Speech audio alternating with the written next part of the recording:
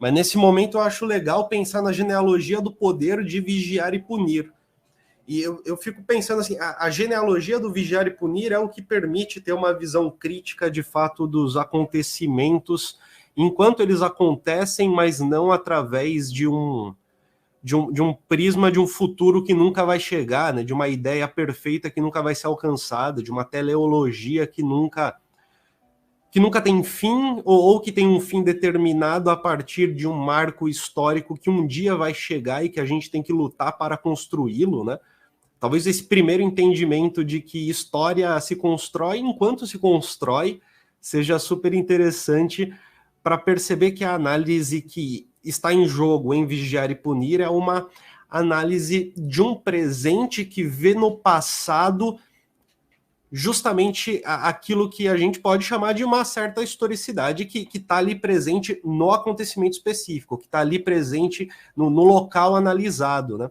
Então, no fundo, a genealogia do poder no Vigiar e Punir é analisar, por exemplo, o nascimento da prisão no estado de lutas, de forças, daquilo que se falava sobre prisão, sobre punição. A sociedade punitiva, o curso do Foucault, já entrega muito disso, né? Já entrega essa perspectiva de observar a sociedade como uma sociedade punitiva. O nome não é à toa, o nome traria de se entender uma estratégia punitiva, né? Esse é o grande ponto. Estratégia como utilizado por Michel Foucault.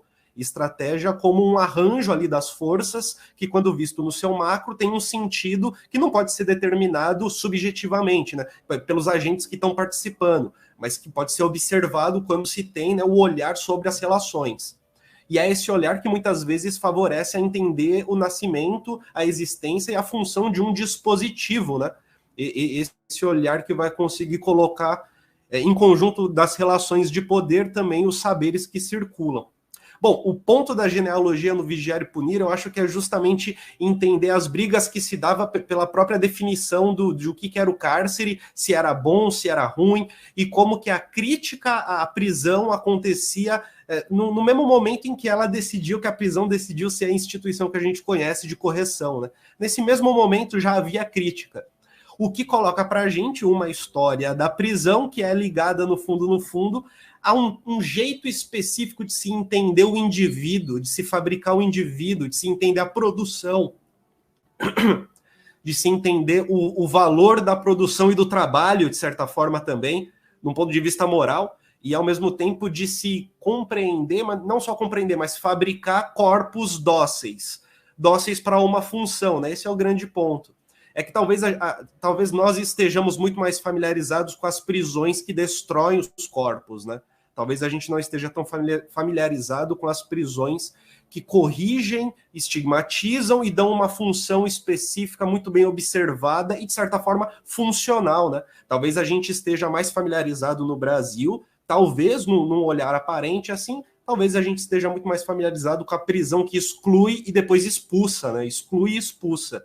E quando coloca de volta para a sociedade, coloca de volta para a exclusão, sem ter nada funcional, sem ter uma correção em prática, né?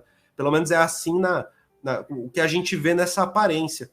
E isso que eu falei, no fundo, é Nietzsche, né? Só que, evidentemente, dando um contexto de teoria social, né? Apresentando a análise que foi feita no Vigiar e Punir.